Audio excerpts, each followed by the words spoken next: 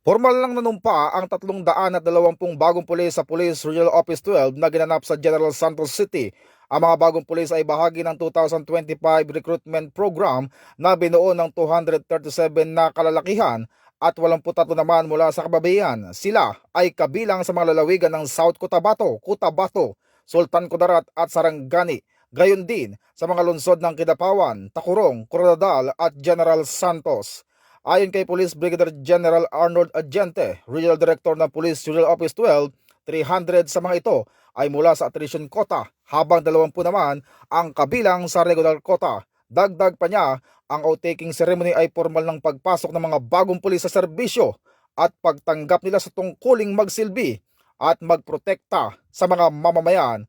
Ang mga bagong pulis na ito ay makatutulong sa pagpapalakas ng seguridad sa buong SOC Sergeant. Ito ang bagong PNP para sa bagong Pilipinas, serbisyong mabilis, tapat at nararamdaman.